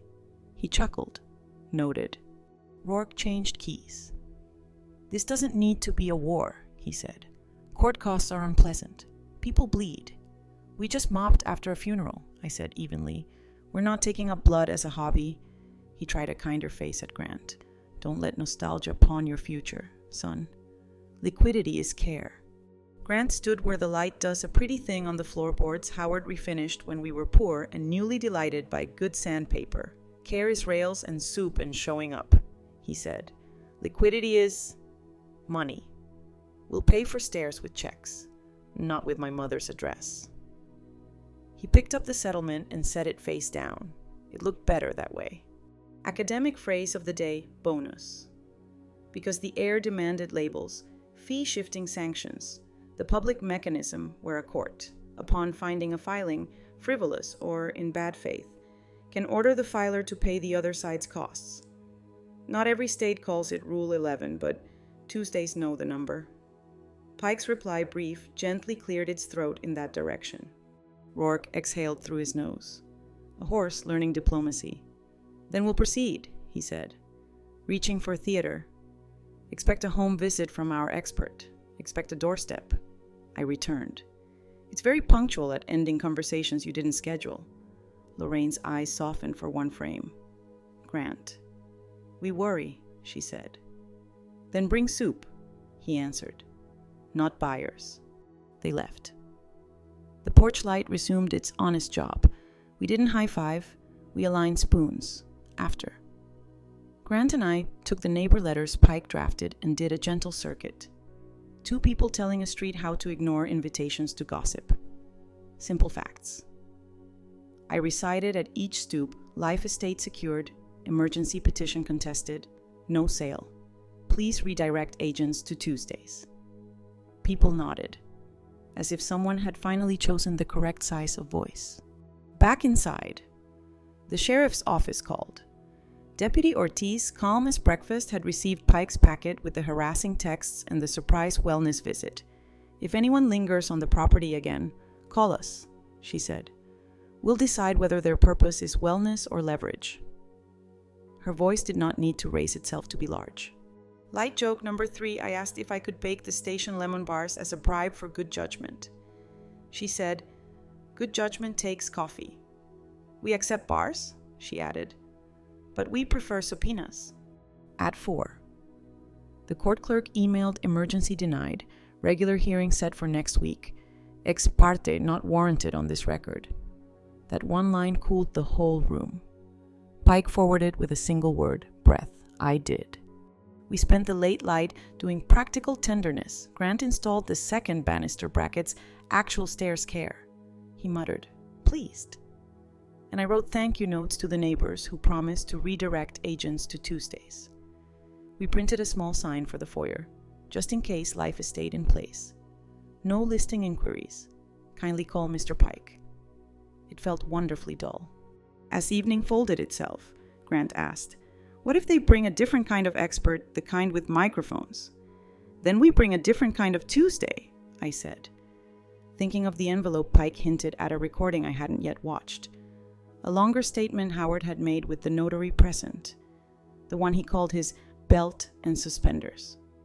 Your father left us redundancies, I added. We'll use them when the day asks. He nodded, relief shading into something stronger readiness. Maybe. I can be here for the hearing, he said. Sit beside you. Carry screws. Carry your pen, I answered. Screws on Saturdays. Pens on weekdays. Before bed, I wrote 3 lines on the card by the lamp. Urgency is not an argument. It's a siren, ask to see the fire. Global settlements that start with "sell" are not family plans. They're invoices.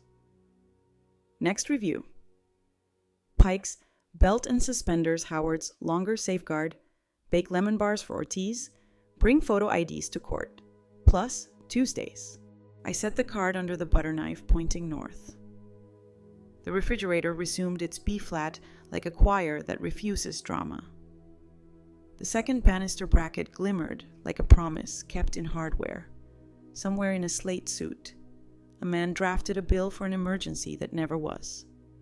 Here, a widow set out 2 mugs and a small tin of tea labeled Clarity, and told her house the only prophecy it needed tomorrow is Tuesday, the best day for nouns.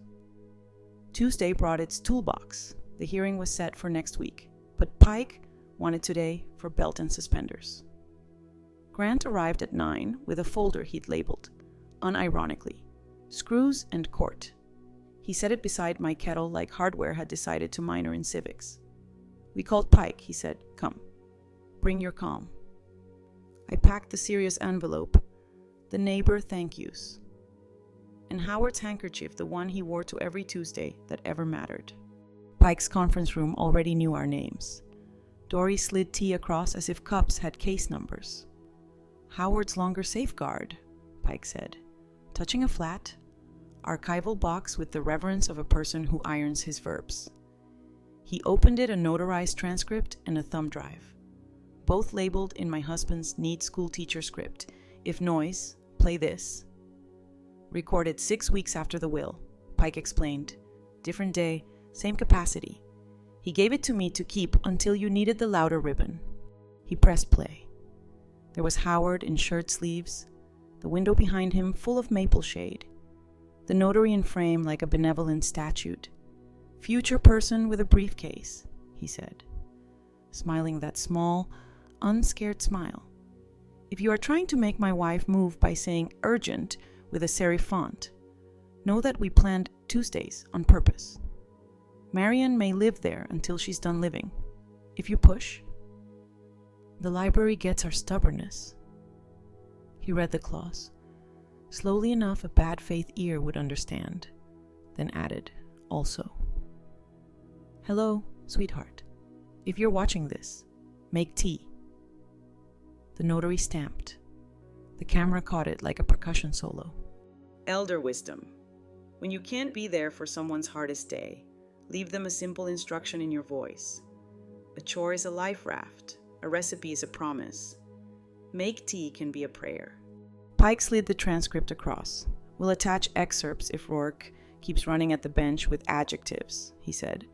I prefer to win without theater, but some rooms need a short film. Grant grinned.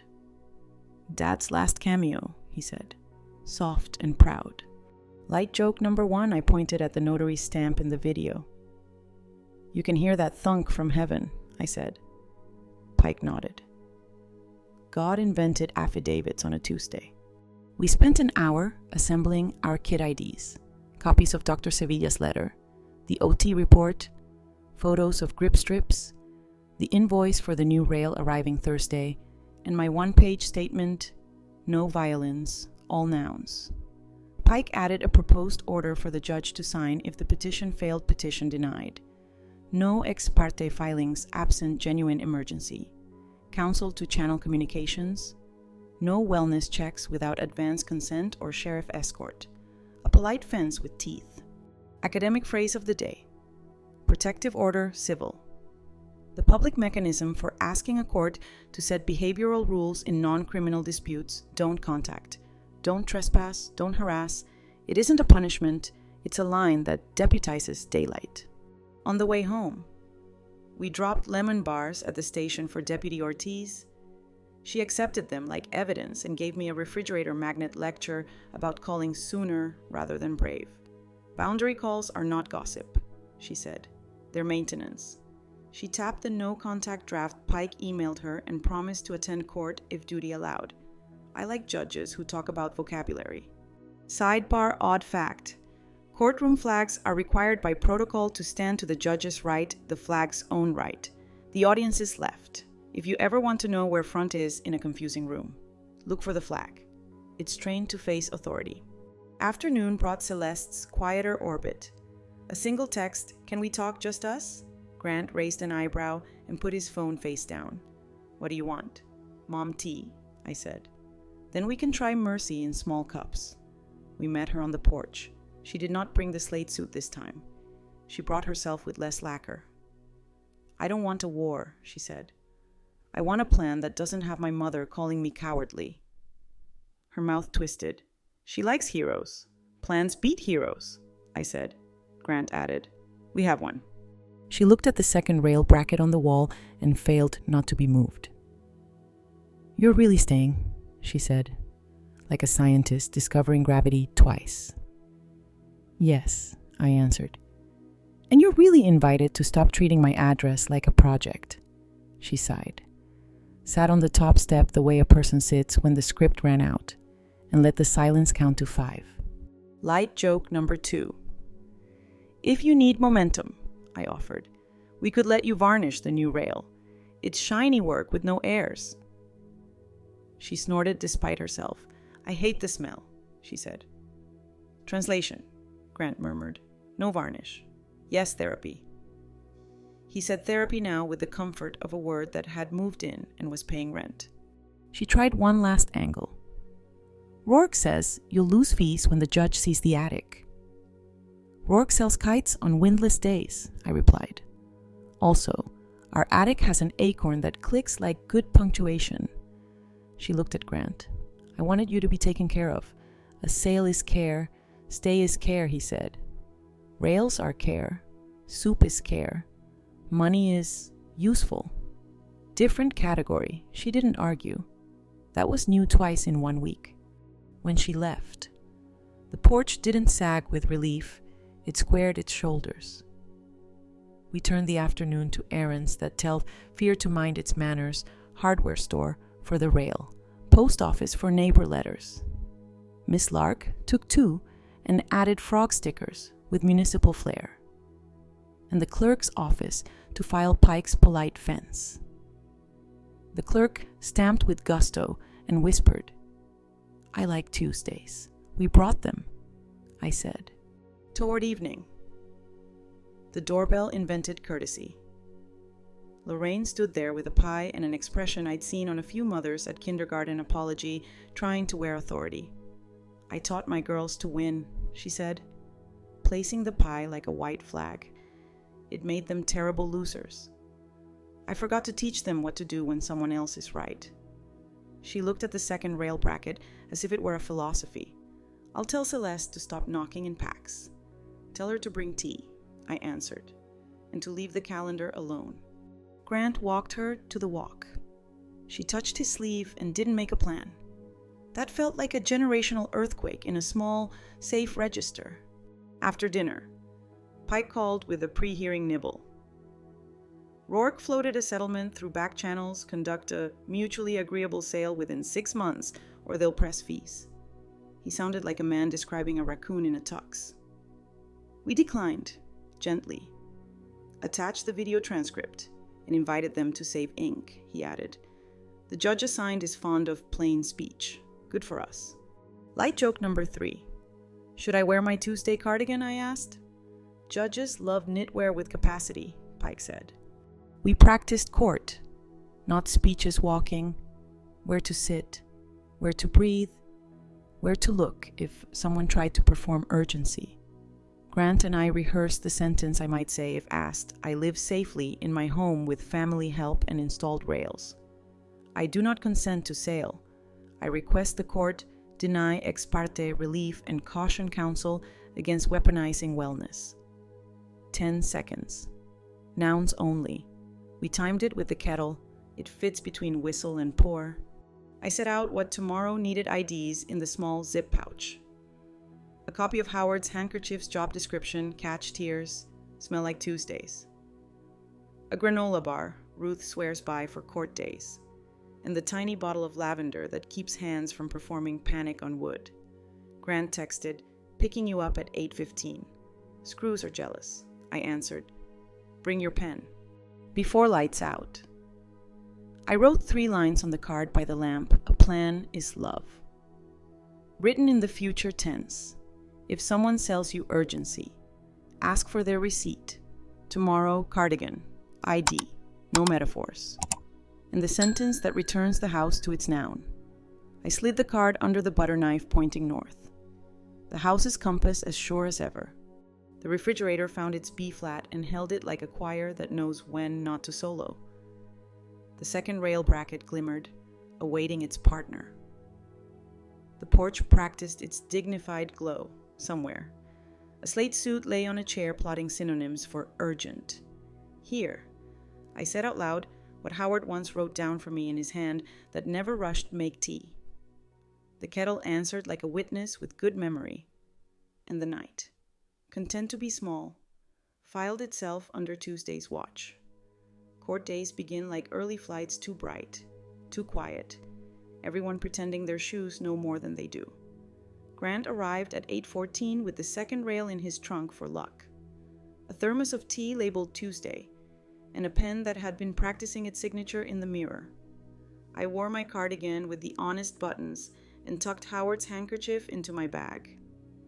We drove the slow way so the courthouse could see we weren't late to our own lives. Elder wisdom. When a room plans to judge you, let your breath arrive before your story does. Put your hands on the table. Give your nouns a chair. Department 4 smelled like copy paper and patience. The flag stood to the judge's right, the way Pike predicted. I sat where the flag could supervise me without effort. Pike slid in like a librarian with a stopwatch. Plain speech, he murmured. You have 10 seconds if asked. Tea first. Metaphors never. Rourke arrived with his sleek briefcase.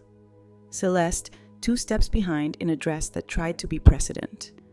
Lorraine in pearls that remembered braver days. Taryn brought a legal pad that still thought it was winning. They clustered like weather systems that hadn't checked the forecast. Deputy Ortiz leaned against the back wall with a coffee that had graduated from night shift. She nodded once, small and actual. Academic phrase of the day, prima facie, the public idea that at first look, before the other side speaks. Something appears sufficient. It's a shallow test. A front porch. Judges are paid to walk inside. The calendar called our names. Judge Renner Silverhair. Voice that obeyed gravity read the captions as if each word had a home to get back to. Petitioner seeks emergency capacity review and temporary control of respondent's residence, he said. We'll hear petitioner first. Briefly. Rourke rose and sold urgency in a serif font stares. Age, attic acorn, loneliness, resistance. He held up a blown-up photo of the pull chain like Exhibit Moon. The judge peered over his glasses. Counsel, is your emergency an attic light? Pike stood. Good morning, Your Honor. Respondent live safely with installed rails, family assistance, and recent medical clearances attached as Exhibits A through D. The attic light is a working fixture. The acorn clicks as designed. A chuckle rippled and died politely. We asked that the ex parte frame be retired in favor of daylight, no emergency, no control, and an order channeling all communications through counsel. Grant touched my sleeve, our quiet high five. The judge left our stack, pausing at Dr. Sevilla's letter, the OT report, the invoice for grip strips, a photo of my very dignified second rail. Petitioner, he asked. Any medical evidence? Rourke offered adjectives that sounded like diagnosis auditions. The judge shook his head a degree. Adjectives do not testify. Light joke number 1. Pike scribbled adjectives do not testify on his pad and slid it to me. I circled it like a woman choosing a tattoo she'll never get. Renner turned to me. Miss Marion, he said gently. Do you wish to say anything? I stood calm, hands on the table so my voice could find them. Yes, Your Honor. I live safely in my home with family help and installed rails. I do not consent to sale. I request denial of ex parte relief and that counsel refrain from weaponizing wellness. It fit between whistle and pour, just like we practiced. The judge nodded once. Thank you. That will do. He ruled without fanfare. Emergency petition denied. Any capacity questions will be calendared normally and require competent medical basis. No further wellness visits, absent consent, or sheriff escort. Communications through counsel only. Any further attempts to interfere with respondents' quiet enjoyment may be addressed by appropriate motion and, if warranted. Sanctions. The gavel was just his voice saying, "Next case." Lorraine inhaled like someone had opened a window too quickly. Celeste stared at the acorn photo as if it had betrayed her. Terrence's pen stopped pretending. Rourke swallowed, made a note that probably said "not Tuesday." Deputy Ortiz intercepted us in the hall. "Call if the driveway becomes a committee," she said. "We prefer paperwork to doorsteps." She eyed the thermos. "And tea to theater." I offered a cup. She grinned. "On duty," she said, then added, "after." Sidebar odd fact. Courthouses keep extra reading glasses in some courtrooms for jurors who forget theirs. They call them lenses of last resort. Renner wore his own. But I liked knowing the building believes in backup sight. We walked out under a sky practicing September. The flag out front hung, still no wind, no message, just color with patience. Grant exhaled the way people exhale when a hallway returns them to weather. "You were perfect," he said. "You were Tuesday," I answered. Pike shook our hands, eyes warm. "We'll reduce that order to writing," he said. "Then we'll make it boring." Light joke number 2. "You and your ambition," I teased. "Always chasing boring. It's the gold standard," he said. "Deadpan. Ask any Tuesday." Back home. We installed the second rail like it had been waiting all its life. Grant drove screws with reverent wrists. The rail settled, notched itself into the wall, and declared a small independence from gravity. We tested it hand, foot, pause, breathe. "Better," he asked. "Better," I said, and meant safety and sentence at once. A knock.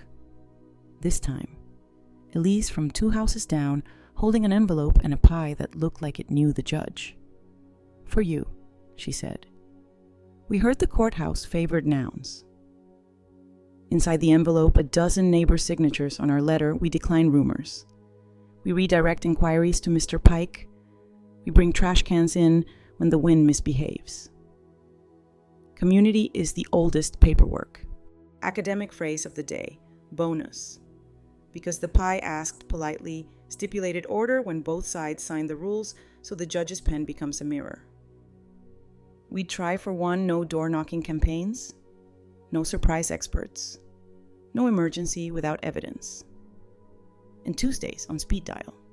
Afternoon drifted toward ordinary.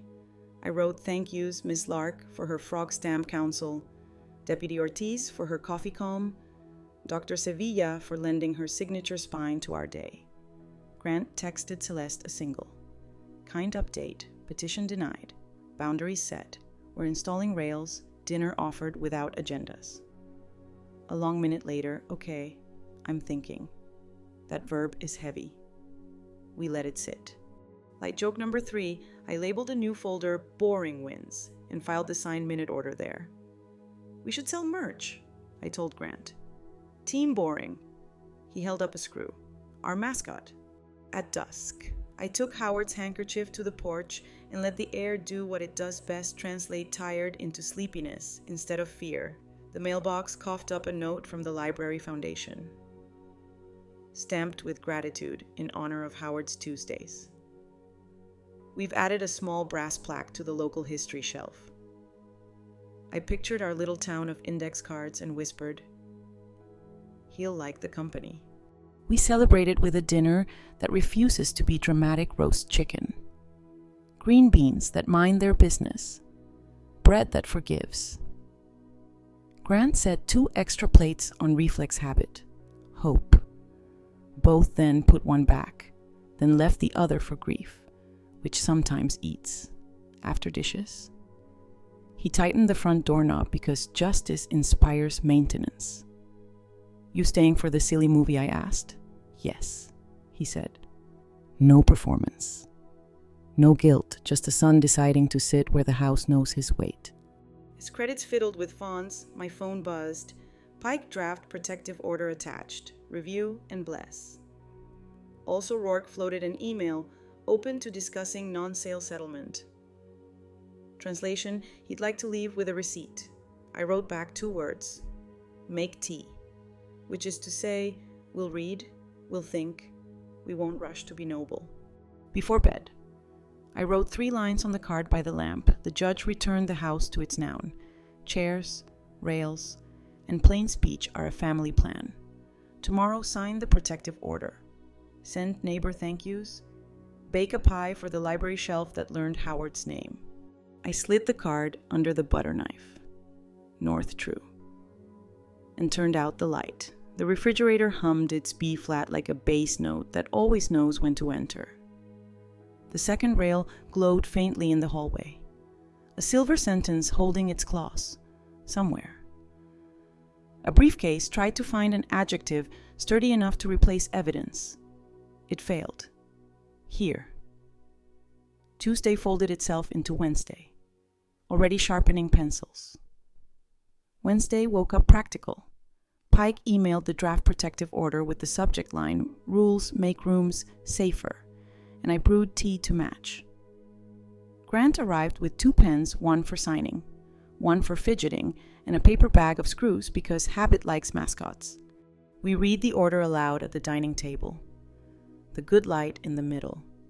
Our quieter lives outlined in bullet points, no surprise. Wellness visits without my consent or a sheriff escort. All communications through counsel. No pressure to sell or market prep campaigns. Porch and driveway are not conference rooms. Any future emergency must bring evidence, not adjectives. Elder wisdom. The kindest sentences you'll ever write are the ones that keep everyone from needing to be brave.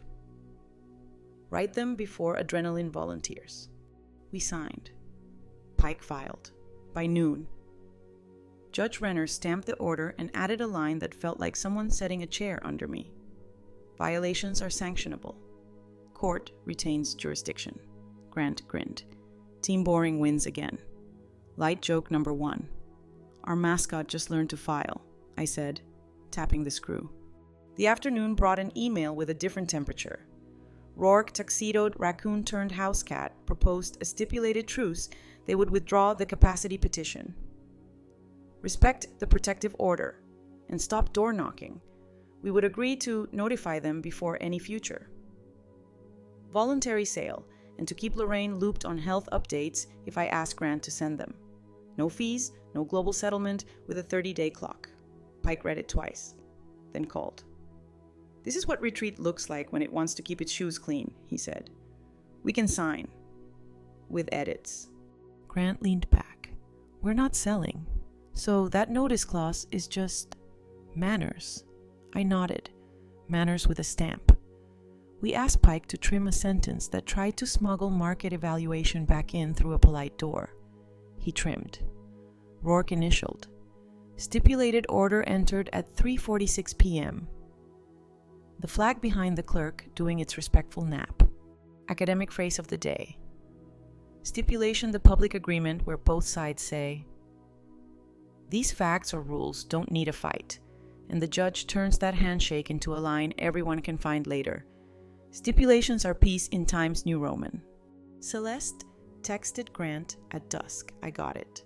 I'll stop. Then, after 3 dots that looked like someone learning to share a throat with humility. Dinner next week. No agenda. Lorraine sent a separate note. I'll bring lemon bars. Not opinions. Taryn, silent, dropped a single understood. The porch light didn't gloat, it glowed. Sidebar odd fact. The brass plate on a courthouse stamp is usually engraved backward so it embosses forward.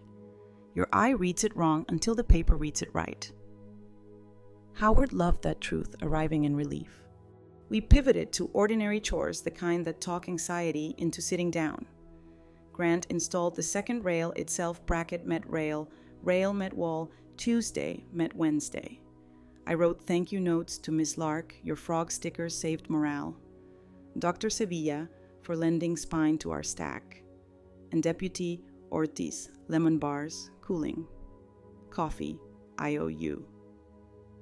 I tucked Judge Renner's order into the boring wins folder and, for sport, drew a little acorn in the corner.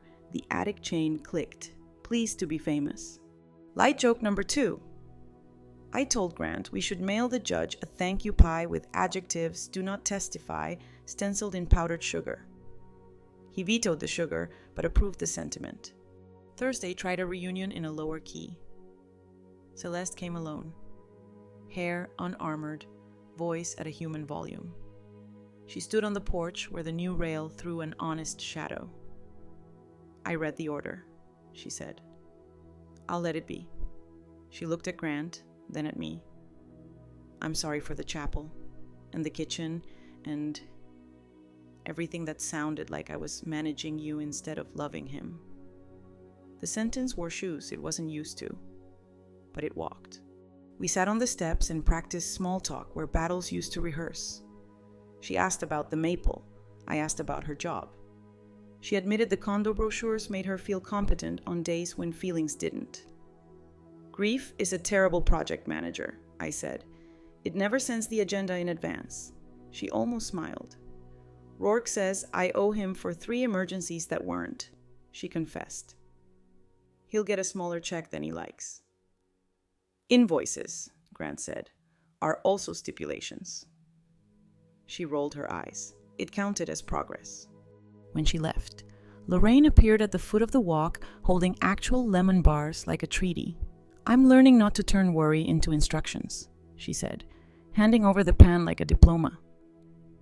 It might take me the rest of my life. I have Tuesday office hours, I said, and we laughed in the same chord. Friday.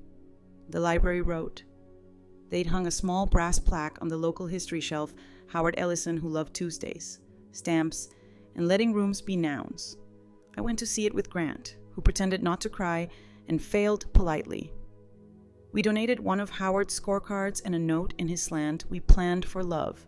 We filed it, too. The librarian cataloged it under practical devotions. Light joke number 3, I asked if they loan out judges. We have a waiting list for mending librarians, she said. Judges are reference only. Weeks lengthened their stride. The protective order stayed pinned to the fridge under a frog magnet. The Boring Winds folder got 3 new residents' receipt for the second rail, invoice for furnace tune-up.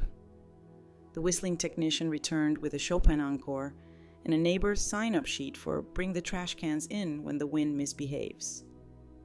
Celeste came for one agenda-free dinner and left with leftovers and fewer sharp words. Grant kept showing up with screws and soup, sturdy little verbs in canvas bags. And me? I wrote a small, unexciting list on a card I taped inside the cabinet door by the mugs, check rails, water ficus, call Ruth, practice stairs with kind feet, make tea. Because the point was never to win a story, it was to keep a life. The house learned our names again, mine, said softly, Howard's. Said out loud sometimes on purpose so sorrow wouldn't hoard it, Grant's. Said like something we get to keep, Celeste's. Said without a courtroom around it. On a Tuesday evening in late October, we hosted the neighbors for pie and the ceremony of nothing happening. Toddlers ate frosting with an almost legal focus. Mr. Kwan admired the lockset Grant tightened until it clicked like a courtroom stamp. Miss Lark brought stickers and municipal gossip. Lorraine arrived with coffee and no speeches. Even Taryn came, and the legal pad stayed in her car. We raised teacups to nouns, to rails, to acorns, to the astonishing quiet of a house left in peace. I slipped away for a minute to the hallway, pulled the attic chain, and listened to the tiny acorn click. It sounded like Howard's laugh when he'd nailed a crossword without cheating secure, ordinary, done, in the bedroom. The serious envelope waited in its drawer the way a strong fence waits in good weather present, unneeded, relaxing the shoulders it protects. In the kitchen, the butter knife pointed north under a stack of cards that now said things like, "Buy more cinnamon," not "Prepare for siege." I wrote 3 lines on the card by my lamp. The last of this season, peace is a schedule kept by small objects rails. Stamps, tea. Bravery is a staircase you take with a hand on the rail. Not a leap. The house remains a noun. We keep earning our verbs. The refrigerator hummed its B flat. The porch light threw its polite circle. Somewhere across town, a billable hour learned humility. Here, a widow slept in her own room with a hand on the sheet Howard used to tug to make me laugh. And the Tuesday we had written together kept watch without being dramatic about it. We leave this house the way we found it, steady, ordinary, and legally anchored. A daughter-in-law's funeral day ultimatum cry and pack your bags tries to make grief into leverage. But the widow has already built Tuesday into a shelter, a life estate, a charity trigger clause for undue influence, and a notice of interest blinking at the courthouse porch. What follows isn't fireworks. It's furniture moved into its right places. The kitchen becomes a drafting table for boundaries. The stair squeak is cured with shims. A second rail arrives like a sentence that finally knows where to end. Every part of the plan prefers nouns over noise. The attorney reads the will like a map. The judge rejects emergency that brings adjectives instead of evidence. A protective order turns the porch back into a porch. The academic phrase of the day keeps appearing. A chalk line for anyone who forgets life estate. Quiet enjoyment. Stipulation. A recording of the husband tie crooked. Voice steady becomes the belt and suspenders grace note if noise. Play this. Around the law. Smaller rituals hold the roof soup at noon. Thank you notes with frog stickers. Neighbor letters that say ignore rumors. And a code of household mercy tea first. Metaphors never. Bring trash cans in when the wind misbehaves. The in-laws soften. The lawyer pivots from theater to truce. A stipulated order replaces doorstep arguments. The daughter-in-law tries a real apology. The son learns to apologize in screws, not speeches, and keeps showing up with soup. By the end, the house has kept its noun, and the people have earned calmer verbs stay. Help, sign, breathe, forgive. In the hallway, an attic chain clicks like punctuation on a shelf at the library. A small brass plaque says, "A man loved Tuesdays and stamps, quiet wins, ordinary holds, and mourning," which used to arrive like a test. Now comes in like a friend who knows where the cups live.